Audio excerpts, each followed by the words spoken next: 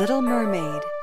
Far out in the ocean, where the water is as blue as the prettiest cornflower and as clear as crystal, it is very, very deep. So deep indeed that no cable could fathom it. Many church steeples piled one upon another would not reach from the ground beneath to the surface of the water above. There dwell the Sea King and his subjects. We must not imagine that there is nothing at the bottom of the sea but bare yellow sand. No, indeed. The most singular flowers and plants grow there, the leaves and stems of which are so pliant that the slightest agitation of the water causes them to stir as if they had life. Fishes, both large and small, glide between the branches as birds fly among the trees here upon land. In the deepest spot of all stands the castle of the Sea King. Its walls are built of coral, and the long Gothic windows are of the clearest amber. The roof is formed of shells that open and close as the water flows over them. Their appearance is very beautiful, for in each lies a glittering pearl which would be fit for the diadem of a queen. The Sea King had been a widower for many years, and his aged mother kept house for him. She was a very wise woman, and exceedingly proud of her high birth. On that account she wore 12 oysters on her tail, while others, also of high rank, were only allowed to wear 6. She was, however, deserving of very great praise, especially for her care of the little sea princesses, her granddaughters. They were 6 beautiful children. But the youngest was the prettiest of them all. Her skin was as clear and delicate as a rose leaf, and her eyes as blue as the deepest sea. But, like all the others, she had no feet, and her body ended in a fish's tail. All day long they played in the great halls of the castle or among the living flowers that grew out of the walls. The large amber windows were open, and the fish swam in, just as the swallows fly into our houses when we open the windows, excepting that the fishes swam up to the princesses, ate out of their hands, and allowed themselves to be stroked. Outside the castle there was a beautiful garden, in which grew bright red and dark blue flowers and blossoms like flames of fire. The fruit glittered like gold, and the leaves and stems waved to and fro continually. The earth itself was the finest sand, but blue as the flame of burning sulphur. Over everything lay a peculiar blue radiance, as if it were surrounded by the air from above, through which the blue sky shone instead of the dark depths of the sea.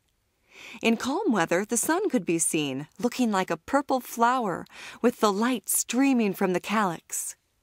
Each of the young princesses had a little plot of ground in the garden where she might dig and plant as she pleased. One arranged her flower bed into the form of a whale. Another thought it better to make hers like the figure of a little mermaid. But that of the youngest was round like the sun, and contained flowers as red as his rays at sunset. She was a strange child, quiet and thoughtful. And while her sisters would be delighted with the wonderful things which they obtained from the wrecks of vessels, she cared for nothing but her pretty red flowers like the sun, excepting a beautiful marble statue. It was the representation of a handsome boy, carved out of pure white stone, which had fallen to the bottom of the sea from a wreck.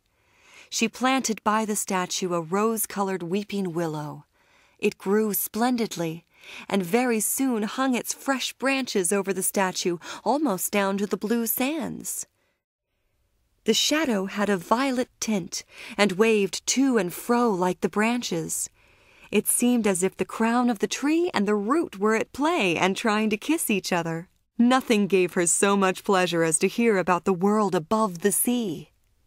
She made her old grandmother tell her all she knew of the ships and of the towns, the people and the animals. To her it seemed most wonderful and beautiful to hear that the flowers of the land should have fragrance, and not those below the sea, that the trees of the forest should be green, and that the fishes among the trees could sing so sweetly that it was quite a pleasure to hear them. Her grandmother called the little birds fishes, or she would not have understood her, for she had never seen birds. "When you have reached your 15th year," said the grandmother, "you will have permission to rise up out of the sea to sit on the rocks in the moonlight while the great ships are sailing by, and then you will see both forests and towns." In the following year, one of the sisters would be 15. But as each was a year younger than the other, the youngest would have to wait 5 years before her turn came to rise up from the bottom of the ocean and see the earth as we do. However, each promised to tell the others what she saw on her first visit, and what she thought the most beautiful, for their grandmother could not tell them enough. There were so many things on which they wanted information. None of them longed so much for her turn to come as the youngest, she who had the longest time to wait, and who was so quiet and thoughtful. Many nights she stood by the open window, looking up through the dark blue water and watching the fish as they splashed about with their fins and tails. She could see the moon and the stars shining faintly, but through the water they looked larger than they do to our eyes.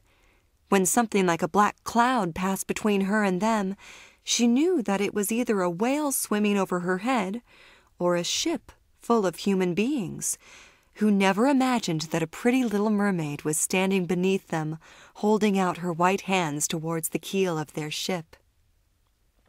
As soon as the eldest was 15, she was allowed to rise to the surface of the ocean. When she came back, she had hundreds of things to talk about.